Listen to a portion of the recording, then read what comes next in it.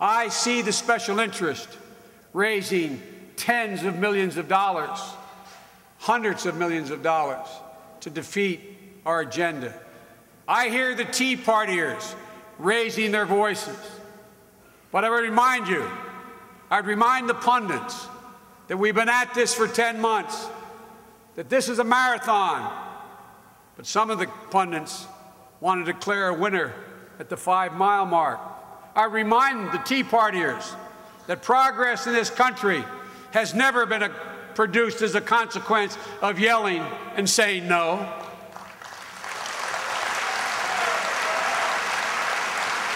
And as for the special interest, I'm well aware that the most powerful interests in the country are arrayed against us: the insurance companies, the Wall Street bankers, the oil companies.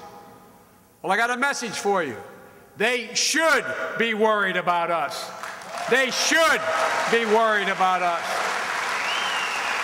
For we are their worst nightmare. This is no time to be frustrated.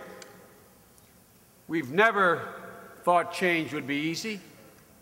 All of you knew it would be hard. We knew it. We knew it will take grit and determination to take our challenges on head on and overcome them. It's hard to change the direction of a nation that's been adrift for at least the last 8 years. But I believe more than ever what I said when I joined Barack in Springfield as his vice president.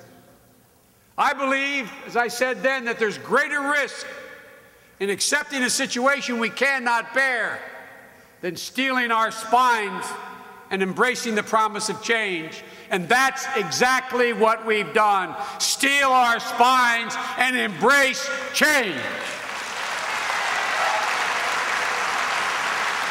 And believe me, after 8 years of total mismanagement, we inherited a situation that we could not bear as a nation. On January 20th, before Barack and I literally lowered our right hands after being sworn in the mall, already 700,000 Americans had lost their jobs to that point. Another 40,000 that month.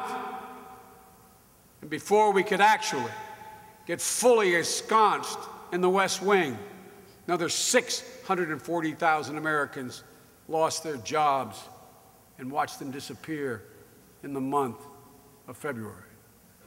The first quarter recorded a negative growth of over 6.2% in our GDP. Housing prices had continued to plummet for 30 straight months on the day we took office, continuing that slide for 6 more, the longest in recorded history.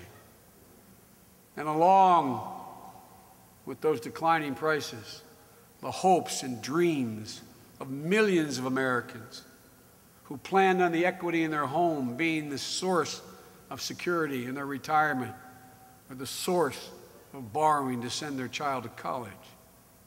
Not only were banks not lending, but the major banks in America were on the verge of shuttering their doors. In Chicago, during the transition period, the first major meeting with over 30 economists led by Paul Volcker, the open discussion was, Mr. President-elect, you may have to declare a bank holiday on your first day in office. And if those banks had shuttered their doors, it would have been the beginning of a slide into a worldwide depression. Responsible middle-class Americans were watching their retirement savings, their 401k plans, built over decades, evaporate in the blink of the eye as the stock market plummeted. And even months later, the debate was, would it go below 6,000? Embroiled in 2 wars, one unnecessary and the other ignored, a foreign policy that was earning resentment rather than respect. Ladies and gentlemen, That's what our president walked into the first day he sat behind that desk.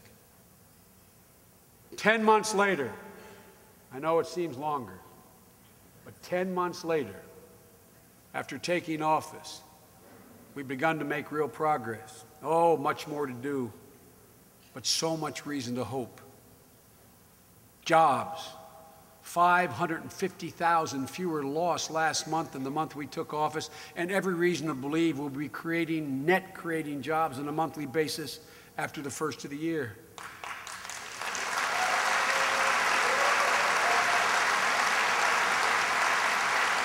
The GDP, the last quarter grew 3.5%, a 10% swing in the GDP in 10 months, with every reason to believe we'll continue to grow. Financial markets, banks stabilized, already paying back the 8 largest banks more than $70 billion with $12 billion in profit to the Treasury. And with every reason to believe another $50 billion will be paid back within the next 12 months. Housing stabilized after 36 months of decline, with every reason to believe that the housing market will come back and be back by the end of next year. Healthcare, a historic step forward, reason for hope. For the first time in our nation's history, those who have health insurance will be secure in being able to keep it. And those who don't have it will have access to it. And the cost curve, as Tom taught, the cost curve, which was increasing exponentially, 40% increase in the last decade, actually beginning to turn down, with every reason to believe that those who voted for reform will be rewarded, and those who voted against it will be held accountable.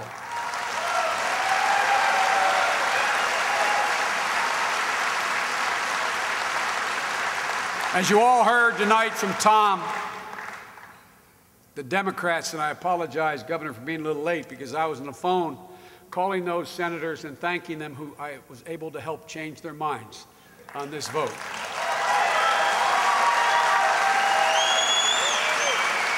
That's why I was late, Mary. They did the right thing.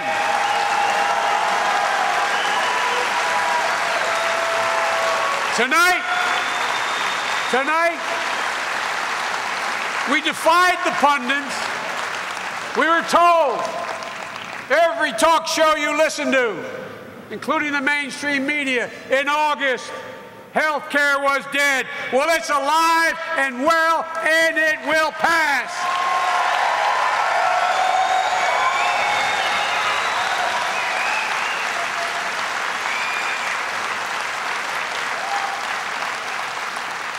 Ladies and gentlemen, I know you knew him and loved him as much as I did. We owe a gigantic debt to Edward M. Kennedy for us getting to this point. He's the reason.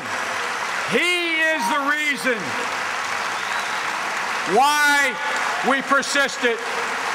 He was the inspiration. He built the platform.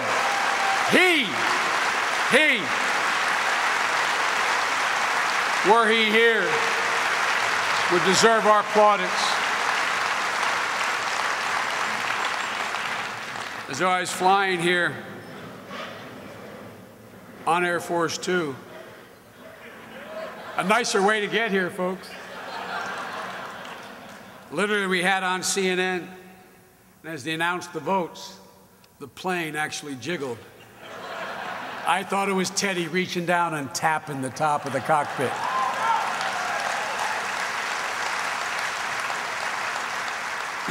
As Iowans, you know better than anyone that momentum matters. And tonight, we have more momentum than we ever have in the history of the discussion of health care in America.